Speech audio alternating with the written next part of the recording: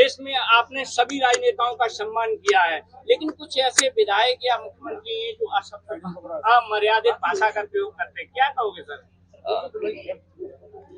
चुनाव को अब 1 साल के लगभग दिन बचे हैं। उत्तर प्रदेश का चुनाव 1 साल के अंदर या 1 साल का आसपास समय बचा है सरकार के पास। और अब तक अभी हम लोगों ने जो बजट देखे हैं उत्तर प्रदेश सरकार के, 9 बजट देख चुके हैं। आखिरी बजट आना है जो अब आ जाएगा आने वाले समय में। दिल्ली की सरकार तीसरी बार चल रही है।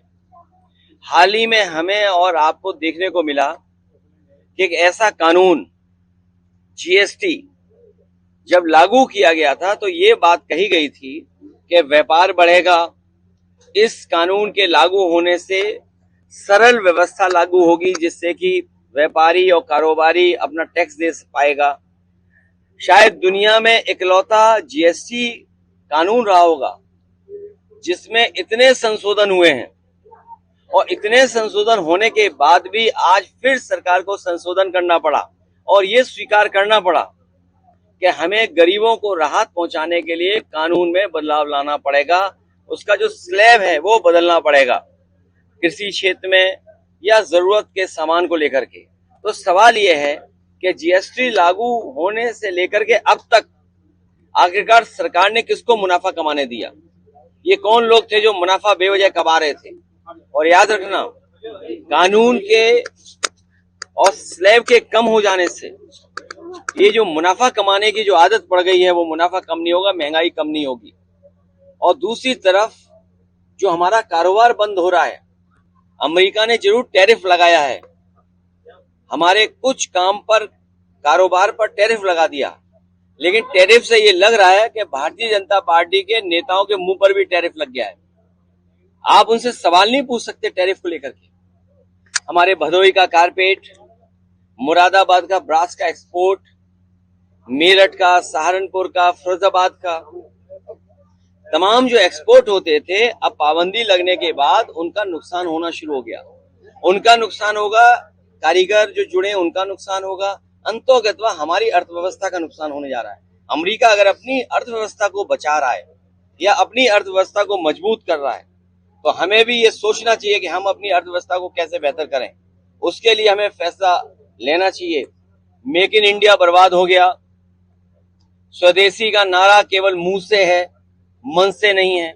ये बीजेपी के लोग स्वदेशी मुंह से हैं और मन से विदेशी हैं। अच्छा सर, किसानों को डीएपी खाद नहीं मिल पा रही है, बड़ी समस्या है। फसलों को खाद नहीं मिल रही है। डीएपी इसलिए नहीं मिल रही है कि उसमें पीडीए शब्द है। डीएपी पीडीए शब्द है और पीडीए लोग ही बड़े पैमाने पे खेती कर रहे हैं। गांव गरीब कौन है? जहां हम और आप खड़े हैं इस गांव में कौन खेती कर रहा है या किस घर परिवार के बीच में खड़े हैं? तो ये तमाम वो लोग हैं जो मेहनत कर करके कमा रहे हैं और सरकार के पास खाद नहीं, यूरिया नहीं, डीएपी नहीं और कीटनाशक दवाइयां महंगी हैं। और जब फसल तैयार हो जाएगी तो कोई उसको कीमत नहीं मिलेगी और बाढ़ से जो नुकसान हुआ उसकी भरपाई नहीं हुई है।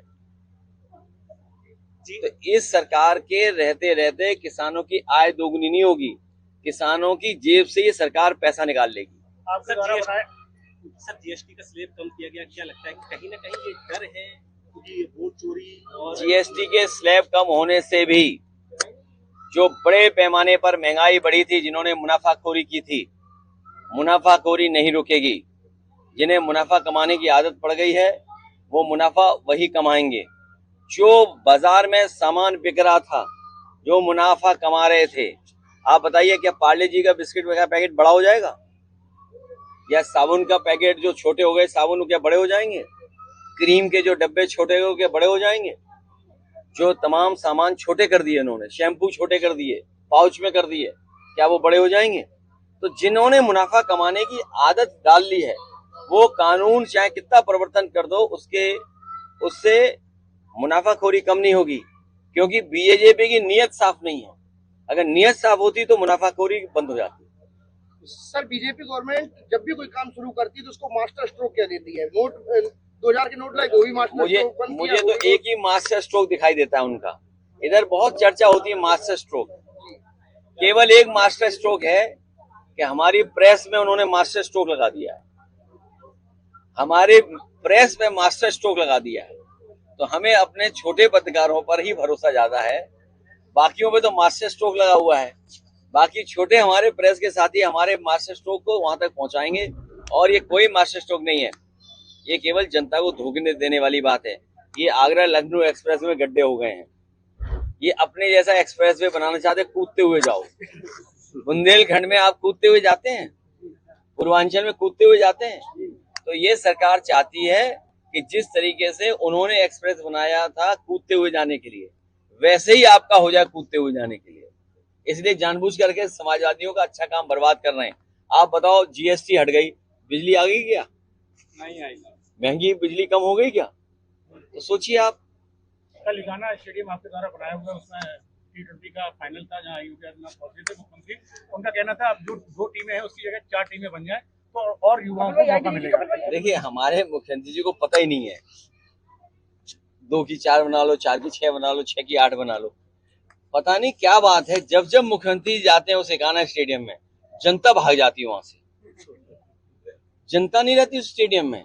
जैसे ही जनता को पता लगता है कि हमारे मुख्यमंत्री जी मैच देखने आ रहे हैं, सब जनता हट जाती है। और मैं कहूंगा आपसे, अगर स्टेडियम भरा हुआ रहा हो तो उसकी फोटो दिखाओ, और मुख्यमंत्री जाने के बाद खाली रहा हो तो उसकी फोटो दिखाओ। कम से कम आप पर मास्टर स्ट्रोक नहीं लगेगा। 3 अंकों के बाद सर मुख्यमंत्री जी शॉट नहीं खेल पाए थे।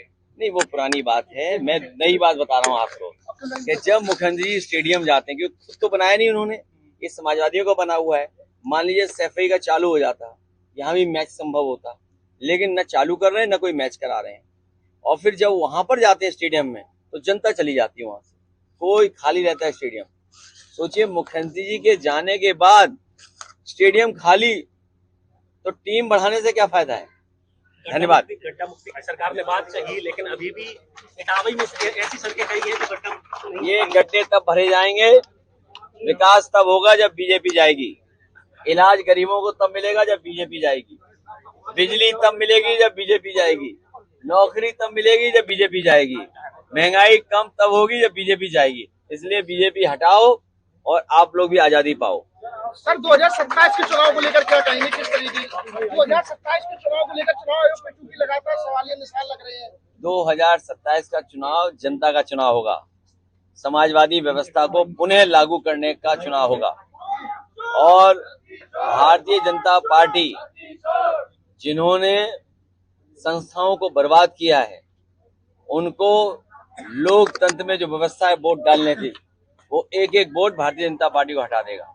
जब बीजेपी जाएगी तो लोकतंत्र सुरक्षित होगा, बीजेपी जाएगी तो संविधान सुरक्षित होगा, बीजेपी जाएगी तो आरक्षण बचेगा, बीजेपी जाएगी तो महंगाई बचेगी, बीजेपी जाएगी तो हमारे आपके लोगों को सम्मान मिलेगा। आउटसोर्सिंग को लेकर आप क्या कहेंगे? अब मुख्यमंत्री जी को आउटसोर्स करने की जरूरत है।